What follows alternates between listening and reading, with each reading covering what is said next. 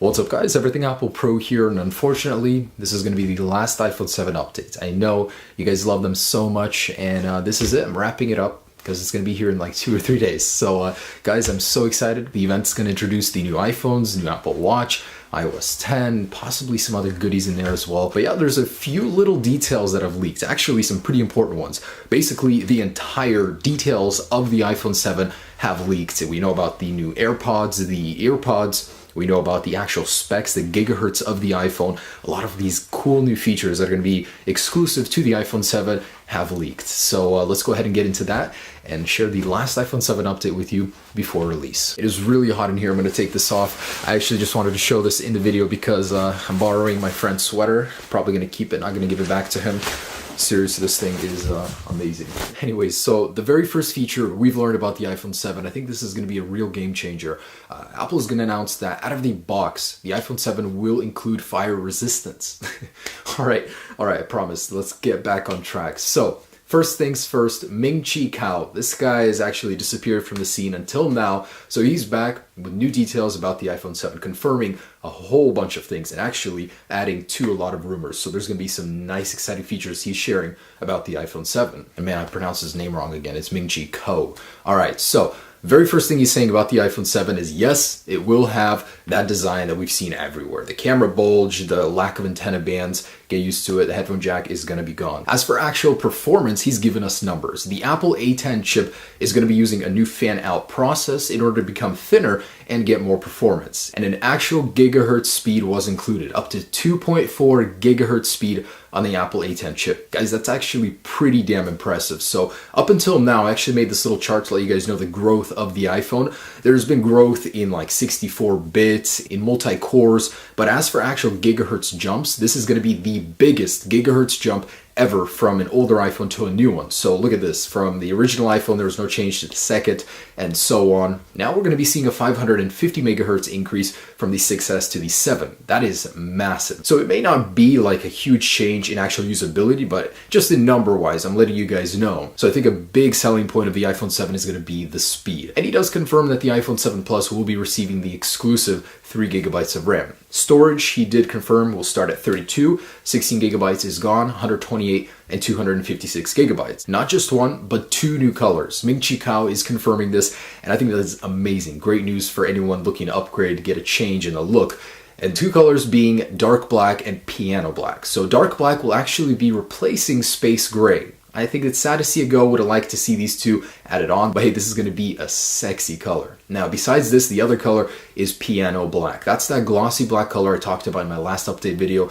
So all the rumors are starting to make sense. They're combining. We're going to see 2 new colors on the iPhone 7. That is awesome. And this leak was also confirmed last week by that image of the SIM card trays. So it's all coming together nicely now. He did also confirm that all of the new screen technology from the iPad Pro will be migrating to the iPhone 7. So we will be seeing new display improvements, just not in the resolution side. We're going to be seeing the new True Tone display feature, which will put new sensors on the top of the display, and it'll act as a better night shift. Basically, your surrounding ambience is what's going to dictate the color temperature of your display instead of the current time and the time zone you're in. Also, the new display will support P3 color gamuts, available on the iMac, on the iPad Pro, and now on the iPhone. You're going to be able to see the colors of that fantastic camera better on that display. The cameras are to remain at 12 megapixels. He did also confirm that the 7 Plus will have optical zoom, so that's great news. And by his words, he said it will have light field camera applications. So we're getting closer to where a DSLR will really be in your pocket. Maybe it'll have a lot of features, more depth of field with the camera, who knows. But it will be getting closer to a DSLR. For as long as I've been making videos, people have always been saying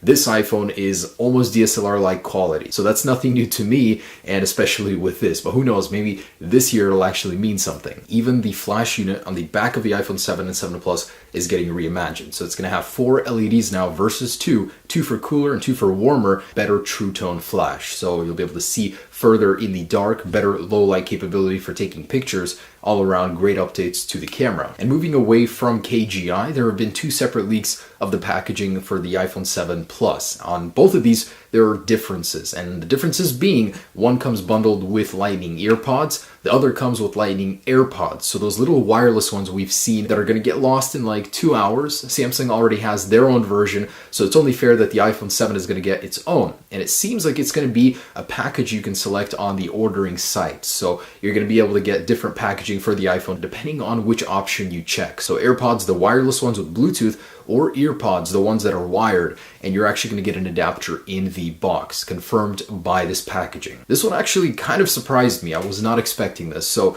on the bottom of the models for the 7 and 7 Plus, we've been seeing those dual speaker setups. However, one of them is not a dual speaker, so it's still going to have one speaker. It'll be a mono speaker iPhone. The other slot is purely for aesthetic purposes. KGI, again, back to Ming-Chi Kuo, he's saying that one of these is going to house a improved Force Touch controller. So it's going to be an entire sensor in that spot to improve 3D touch on the display. So possibly we're going to be seeing some sort of second generation 3D touch. But either way, that was a little bit surprising to me. So the speaker, it will not have two speakers, just one. However, he did confirm that they are improving the output of the current speaker with a new amplifier in the circuitry somewhere. So we're going to be seeing better audio, just not through dual speakers. So in earlier videos, I did talk a lot about the proximity sensor on the front of the new iPhone 7. Now Ming-Chi Kuo is confirming that this new sensor is getting an upgrade from LCD tech to laser tech. So it'll have faster response time and it'll be able to recognize further away like gestures. He's saying there could be some sort of hand gestures that'll come with it that Apple will implement into iOS 10 for the iPhone 7. Either way, kind of exciting. So a new proximity sensor, and this still might be elongated. This piece, the earpiece, might be a little bit longer to house those sensors. We don't know for sure yet. Waterproofing. This is the one I was excited about to hear confirmed from this guy. IPX7 rating. So it's not quite at Samsung's level, but it will help you get a meter underwater with your iPhone without any damage for up to 30 minutes. Now, not saying you should do that, but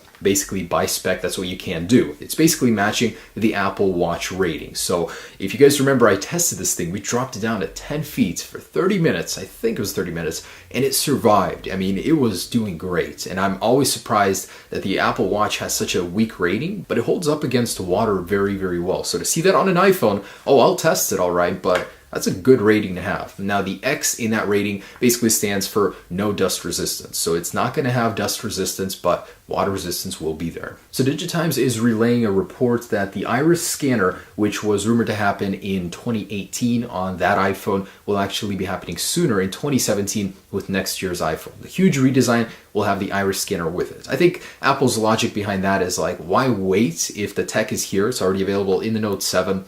And it's here. Just put it in the iPhone next year with the major redesign. And not directly iPhone 7 related, but the Apple Watch is getting announced in just 2 days as well. And leaked components showed up from the Apple Watch 2 showing a bigger battery. 35% increase in battery life, a thinner display to actually make it fit in the housing. We're probably going to be seeing the same housing thickness, so it's not going to get any thinner, but it will have better battery life. Other features confirmed are barometer, better water resistance, and a GPS sensor built in, not cellular like earlier rumored. But guys, there it is, the iPhone 7, 2 days. I just wanted to, fill you guys in on the whole keynote before Apple even announces it. But if they manage to surprise me with anything, that'll be awesome, because I think we pretty much know everything there is to know already. And I'm actually going to be making a video after the event to talk about things that we got right and wrong. So the point of all of these videos, all the rumors and leaks, how much of it was true and how much of it was just fluff, stuff that didn't come true. I'm kind of curious myself, so I'll be sure to do that. But I hope you guys got informed. Sorry for spoiling the keynote for you. I'll see you guys in a couple days. Peace.